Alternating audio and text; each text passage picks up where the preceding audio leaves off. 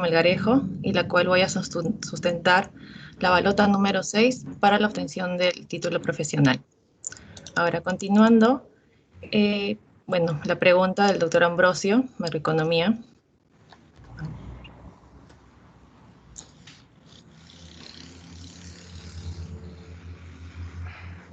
Respondiendo a la pregunta, la función de la inversión. En este caso debemos tener en cuenta que la inversión es una variable macroeconómica, es una variable volátil que depende de dos variables tanto subjetivas y objetivas, y que esta tiene la variable tasa de inversión, ¿no? Tiene una incidencia mayor sobre la inversión. Aquí podemos observar en la diapositiva que la inversión está compuesta por dos componentes, por un componente autónomo y un componente inducido. Asimismo, podemos también observar gráficamente, a ver, un momento, aquí que tanto la variable interés como inversión están asociadas de manera inversa, ya que al reducir lo que es la tasa de inversión, la tasa de interés, se aumenta lo que es el nivel de inversión. Y sucede todo lo contrario cuando aumenta la tasa de interés, se reduce lo que es el nivel de inversión.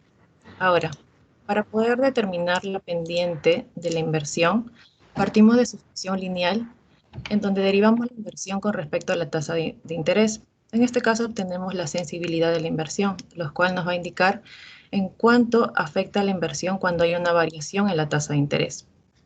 Ahora, resulta importante, ¿no?, hallar lo que es la IS a partir del mercado de bienes, ¿no?, a partir tanto de los agregados macroeconómicos, como podemos observar que la demanda agregada es igual al consumo, ¿no?, que representa el gasto de las familias, la inversión que representa el gasto de las empresas y el gasto que representa el gasto del sector público.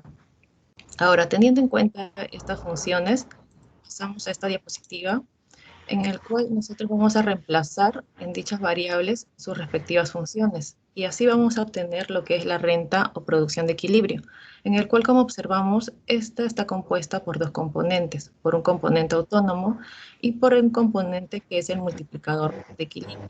No sé, producción, doy una variación en un componente autónomo. Ahora, evaluando gráficamente, podemos observar que el mercado de bienes parte de un punto del eje de la demanda agregada, y cuando éste corta o intersecta la línea de 45 grados, o también llamado producción de pleno empleo, se da lo que es el punto de equilibrio, lo cual es la renta de equilibrio. Ahora, hallando la IS a partir del mercado de bienes, partimos del supuesto de que la tasa de interés disminuye. Eso va a hacer que la inversión aumente. Y teniendo en cuenta de que la inversión es parte de un componente autónomo, esto hará que la demanda agregada no se desplace hacia la parte superior, como podemos observar, y se genere un nuevo punto de equilibrio, es decir, una nueva renta de equilibrio. Entonces, estos dos niveles de equilibrio lo trasladamos hacia la gráfica inferior y lo asociamos a su respectivo nivel de interés, de tasa de interés. En este caso obtenemos una función lineal, como podemos observar, de color rojo, lo que es la IS, ¿no? Y lo cual esto va a representar lo que es los equilibrios del mercado de bienes, y así también describe, ¿no?, la relación inversa que hay entre la tasa de interés y la renta o producto. Ahora, para poder obtener la pendiente de la IS, debemos tener en cuenta que la IS representa la igualdad entre la inversión y el ahorro. Es así que reemplazamos sus funciones en dichas variables y obtenemos lo que es la ecuación de la IS, lo que viene a ser la ecuación de la renta de equilibrio, como observamos. Ahora, a partir de aquí derivamos la renta con respecto al componente autónomo, y es así que como obtenemos lo que es la pendiente de la IS, lo que viene a ser en este caso el multiplicador, y teniendo en cuenta de que 1 menos la propensión marginal a consumir es igual a la propensión marginal a ahorrar. Ahora, estos son dos ejemplos básicos, pero quería entrar a este gráfico en el cual quería explicarlo, el efecto del multiplicador de la inversión. ¿Por qué es fundamental la inversión en la economía? Ya que al darse un aumento en la inversión en la economía, esto va a hacer que aumente la demanda tanto de bienes y servicios, y lo cual va a provocar que las empresas produzcan más, y al darse este aumento en la producción, ¿no?, las empresas van a contratar más empleados, por lo que al contratar más empleados, las personas van a poder tener más trabajo, van a tener más salario, se va a reducir lo que es la tasa de desempleo, y esto va a provocar que haya un mayor consumo. Es por ello que este efecto multiplicador de la inversión, ¿no?, se da cuando se aumenta la inversión. Esto va a provocar también que se dé un aumento en otros agregados económicos. Ahora, aquí tenemos un cuadro donde podemos ver que el crecimiento de la inversión privada en los últimos años ha ido creciendo, y esto es fundamental para la economía, ya que esto va a provocar que se dé un aumento en el PBI, también lo que se dé un aumento en el empleo, así como también mayores impuestos para el Estado, ¿no? Y lo cual puedo concluir también que este crecimiento en la economía ha ido acompañado de un flujo de capitales. Ahora, aquí tenemos un cuadro donde podemos ver que en el 2020, ¿no?, las inversiones privadas cayeron un aproximado del 100% con respecto del 2019. Como podemos observar, en el 2019 la inversión privada fue de un aproximado de 8.000 millones de dólares, mientras que en el 2020 casi de 2.000 millones de dólares. Ahora, en este cuadro, no podemos observar, ¿no?, en los sectores donde se fue la inversión en el 2020. En minería se dio un 23%, en comunicaciones un 20%, en finanzas un 18%, energía 13% e industria 12%, y en los otros sectores no en menor porcentaje. Y en este gráfico podemos observar de dónde vinieron esas inversiones en el 2020. Podemos observar que de Inglaterra fue un 18%, de España un 17%, Chile un 13%, Estados Unidos un 12%, y así en los otros, no de las otras inversiones en menor porcentaje. Y bueno, y así concluyo lo que es la pregunta del doctor Ambrosio. Muchas gracias, señorita. Por favor, ponga su primera presentación.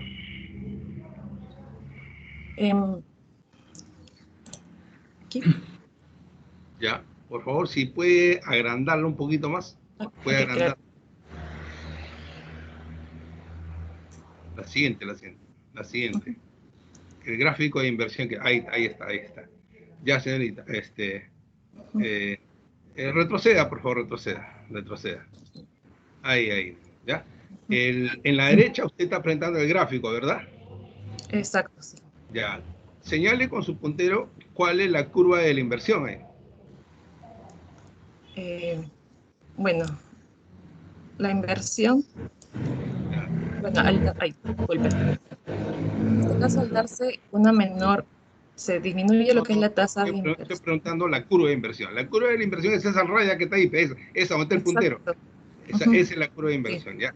Ahora, la pregunta es esta. En esa curva de inversión puede haber un desplazamiento a lo largo de la curva, pero también alternativamente puede haber un desplazamiento completo de la curva.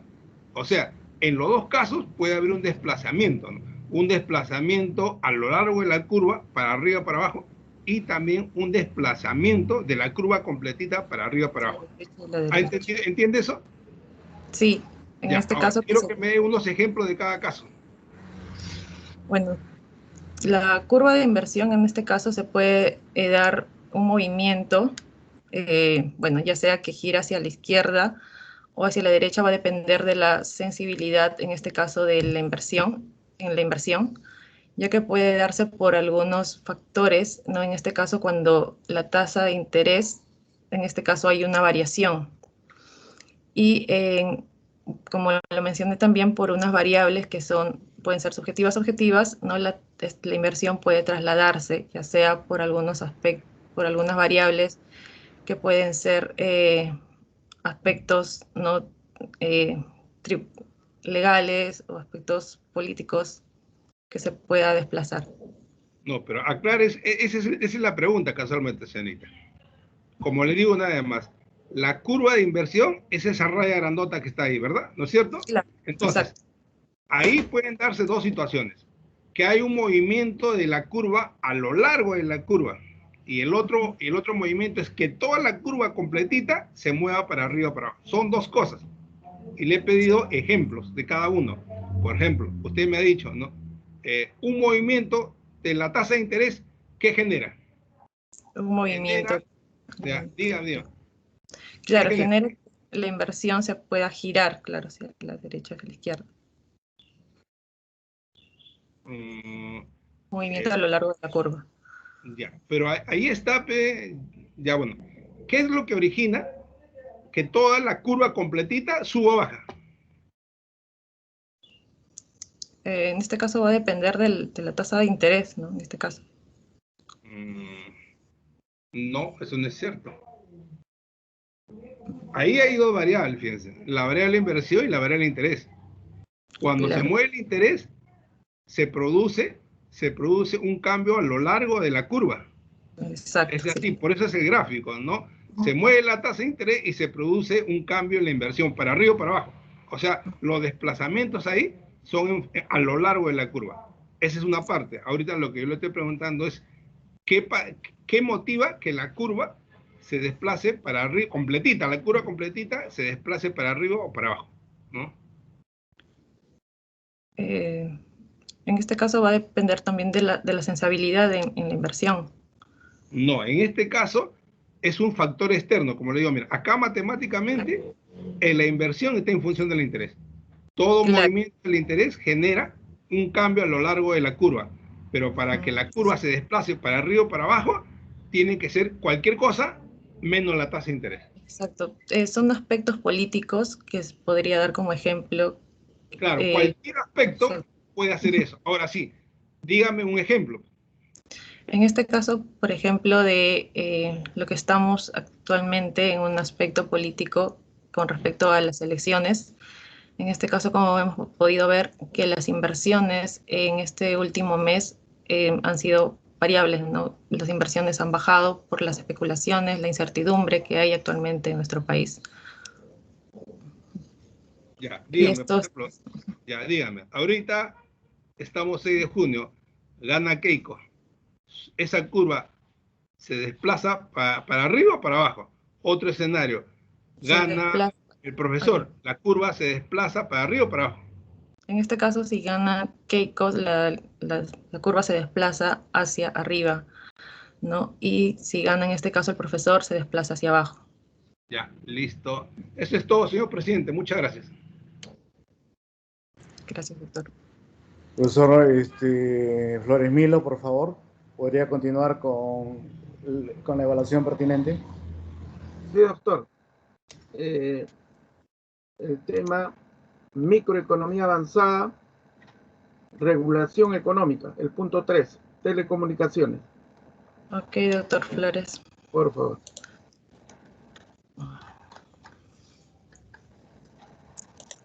Bueno, ahora. Bueno, teniendo en cuenta que cuando nos referimos a regulación, nos referimos a la intervención del Estado por sectores, bueno, pues en este caso son instituciones sectoriales en la economía, con la finalidad de corregir lo que son las fallas de mercado y el comportamiento competitivo. Asimismo, ¿por qué regular? Porque en la práctica, ¿no? En la economía muchas empresas buscan lo que es obtener un mayor beneficio y a esto se le suma lo que son las externalidades, lo que son la información asimétrica, así como también la falta de capacitación de negociación que tienen los compradores frente a los productores. Ahora, haciendo énfasis en el sector de telecomunicaciones, debemos tener en cuenta algunos antecedentes, como por ejemplo que en 1920 se funda la Compañía Peruana de Teléfonos, en 1969 se crea la empresa Entel Perú, en 1970, durante el gobierno de Velasco, se nacionalizan ambas empresas, en 1994 se privatizan, ¿no?, el Consorcio de Telefónica del Perú. Y otro antecedente importante que es a partir del 2001, ¿no? Ocitel inicia la aplicación de lo que es la metodología Price Cap para la fijación de tarifas. Ahora, la base legal que tiene Ocitel es que inicia esta fijación de tarifas a partir de la resolución directorial número 060-2000, la cual se ha ido modificando hasta el día de hoy.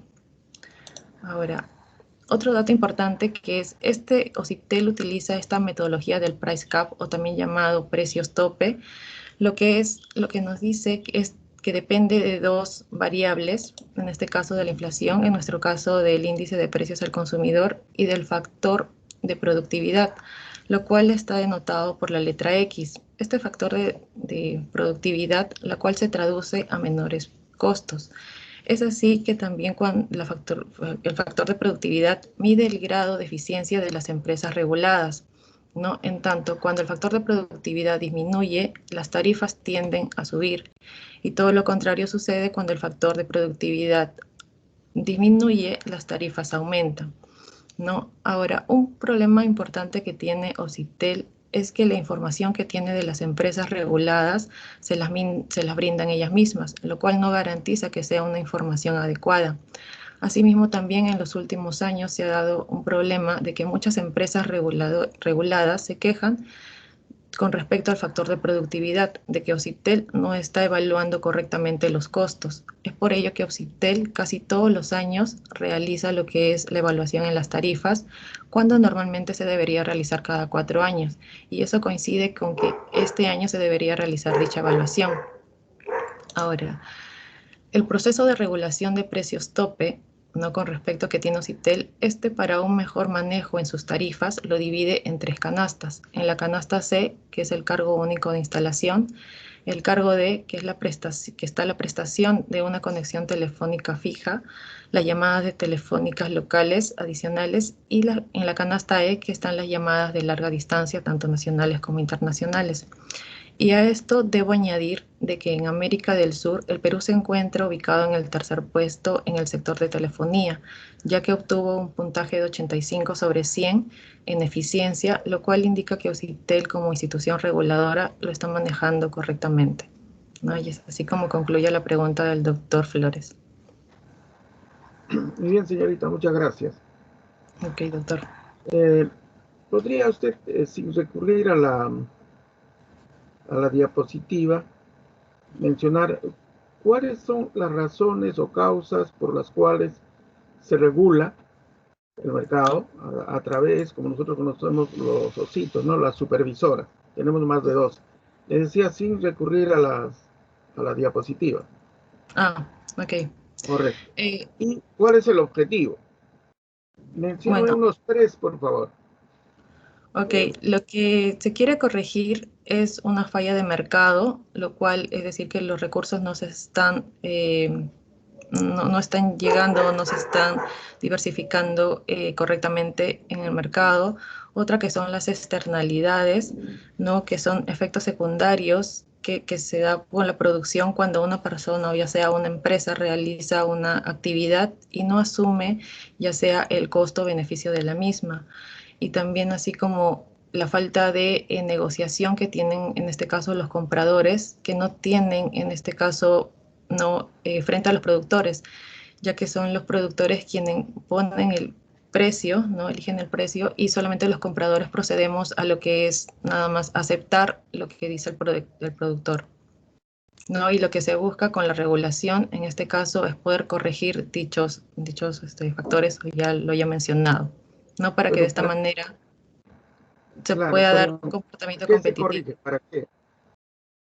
Para que se pueda dar un comportamiento competitivo correcto en el mercado, ¿no? En este caso, las empresas no abusen con lo que es no buscar solo su mayor beneficio de ellos. ¿Estará relacionado algo con la curva de oferta y demanda y algunos componentes que se generan ahí? Claro, ¿no? En este caso podría darse de que ellos podrían ofertar, bueno, con la curva de demanda en este caso, no se podría dar porque, ya que cuando hablamos de ley de la demanda... ¿Estará relacionado? Disculpe, doctor, no la escuché muy bien. ¿Con el excedente del consumidor estará relacionado? Sí, también está relacionado, es correcto, doctor. El excedente del consumidor, del productor. Con estas intervenciones lo que se quiere más es corregir lo que es estas fallas de mercado, ¿no? Como usted lo indica. Bueno, usted ha dicho que hay que corregir las externalidades. Usted es un usuario de este tipo de empresas, servicios que prestan servicios públicos, las empresas. ¿Qué externalidades usted percibe? ¿Externalidades negativas o positivas? ¿Cuál percibe usted en su diario vivir, ¿no? En su vida diaria? ¿O ve en su familia, en su vecino, en su comunidad? Las externalidades que percibo, bueno, es por parte de, bueno, en este caso, por favor. telecomunicaciones, claro, son por parte de las empresas, en este caso, ¿no? Que, por ejemplo, venden lo que es un celular, ¿no? Sacan un celular nuevo a lo que es el mercado, ¿no? De alto precio, entonces como que yo puedo ver de repente que un familiar se ha comprado un celular nuevo, entonces veo y también quisiera adquirirlo, ¿no? En este caso, eso va a generar como que un aspecto de moda de que muchas personas, tanto de repente en parte familiar, quieran adquirir un nuevo celular, ¿no? Y esto es como que se estaría dando un mayores ingresos a lo que es esta empresa de teléfonos, ¿no? Ya que en este caso las personas, yo, mi familiar, quisiéramos adquirir un nuevo celular, ¿no? Ya sea un nuevo celular que está ofertando lo que es la empresa telefónica o una empresa de telefonía. La infraestructura, los cables, los postes, ¿generan externalidad positiva o negativa? Negativos.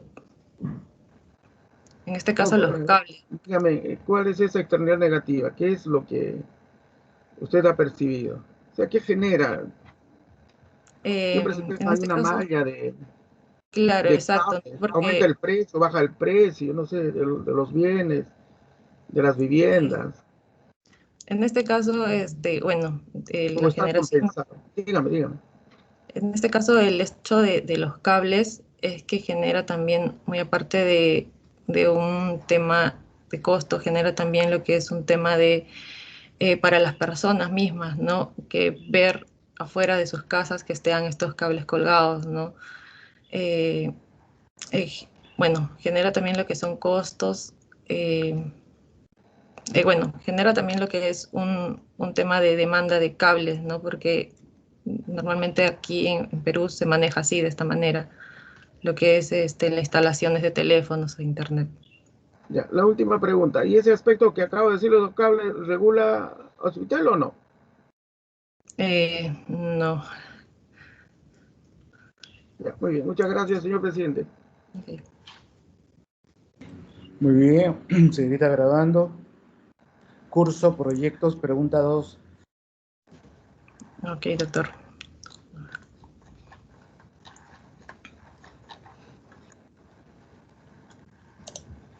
Okay. Aquí. Bueno, respondiendo a la pregunta del doctor Antón, ¿por qué la evaluación a precios corrientes no es equivalente a la evaluación a precios constantes?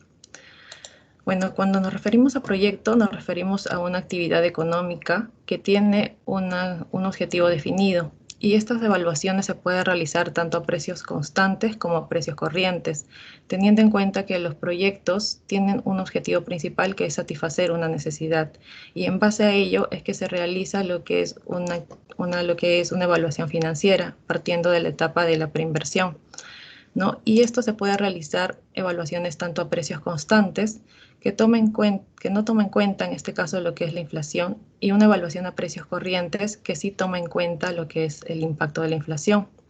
Estas evaluaciones lo realizamos en el flujo de caja, lo cual el flujo de caja es una herramienta donde se pueden evaluar los ingresos y egresos, ¿no?, de un proyecto durante su ciclo de vida.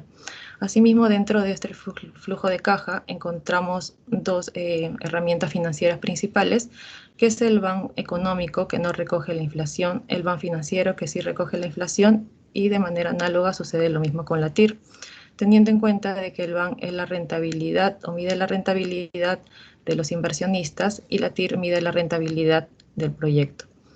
Ahora, en este caso tenemos, ¿no?, una evaluación a soles constantes, en lo cual es un caso donde tenemos que su inversión inicial es de 100 unidades monetarias, teniendo 2 periodos de ingresos de 70 unidades monetarias. Ahora, para poder hallar la TIR, ¿no?, lo que hacemos, en este caso, reemplazamos los valores en la fórmula anterior y obtenemos un 25.69% en términos constantes o reales.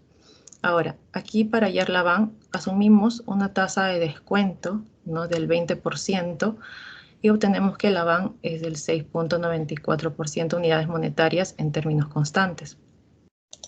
Ahora, aquí tenemos un caso de evaluación a soles corrientes, y teniendo en cuenta el caso anterior, ¿no? Y en este caso, como estamos haciendo una evaluación a soles corrientes, tomamos el impacto de la inflación y asumimos que es del 10%.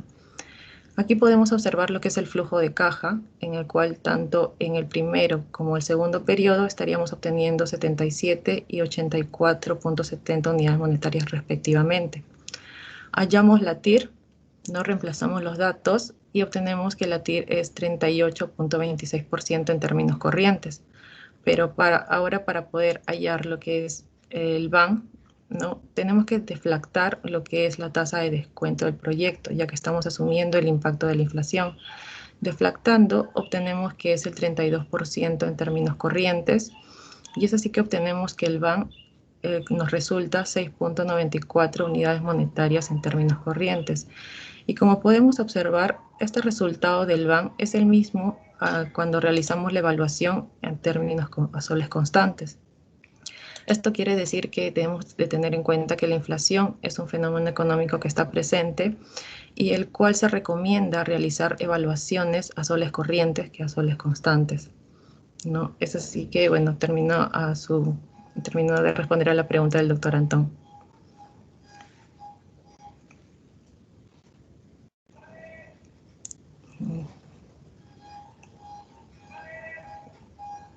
Su micrófono, doctor Antón.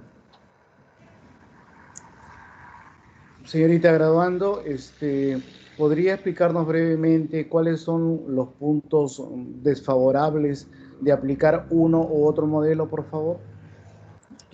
Bueno, en este caso, si aplicamos una evaluación a soles constante, no tendríamos, en este caso, no estaríamos una evaluación a la realidad de la economía, ya que no estamos tomando el impacto de la inflación. En este caso, solamente podríamos obtener lo que es una información segura de lo que es no de la TIR, ¿no? El cual nos estaría indicando lo que es el rendimiento de la inversión, ¿no? Y en este caso de evaluaciones corrientes, que es lo que es más recomendable y preferible, porque se toma lo que es el impacto de la inflación, lo que es la realidad en este caso, ¿no? de la economía. Y por ello mismo es que se recomienda realizar en estos casos estas evaluaciones a este tipo, ¿no? de tipos corrientes. Bien, técnicamente, en estos momentos va a haber una elección, no importa quién gane, una u otra opción, y usted la nombran de ministra de Economía, ¿correcto? Exacto. ¿De acuerdo? Perfecto. Usted es la nueva ministra de Economía y usted nos va a dar un mensaje a la nación. Yo soy un ciudadano más, común y corriente, vendo chicles y caramelos en la esquina y usted nos va a dar un mensaje sobre la situación económica del Perú. ¿Cuál de los dos modelos o cuál de los dos conceptos se aplicaría en su mensaje y por qué? En este caso aplicaría en un mensaje, bueno, en el supuesto de una evaluación de soles corrientes, ya que tendríamos lo que es la realidad de la economía tomando en cuenta lo que es la inflación, y teniendo en cuenta de que también que en los últimos años, bueno, en este caso teniendo en cuenta el año del 2020, ¿no? La inflación solo fue de un 2%, y en este año que se tuvo en un primer trimestre de 1.56%. Lo preferible es realizar que sea una evaluación de soles corrientes y siempre tener en cuenta lo que es la inflación. En el análisis real de un ministro de Economía es funcional cuando lo aplica y lo explica, digamos, al Consejo de Ministros, pero cuando lo traslada la explicación a la ciudadanía, no lo aplica normalmente. ¿Por qué? Porque las personas le queremos dar lo que es un mensaje claro que puedan entender, y es posible que en esta evaluación de corriente sea más técnico y lo cual no puedan entenderlo. Es por ello que también se da dicho mensaje, ¿no? En esta cosa, en una evaluación constante. ¿No cree que no es cuestión de entendimiento, sino de decisión política lo que se quiere transmitir?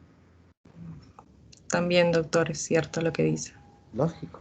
Depende Sí. quién, si no, miremos un caso patético, ¿no? O el actual ministro de Salud, ya que estamos en una pandemia.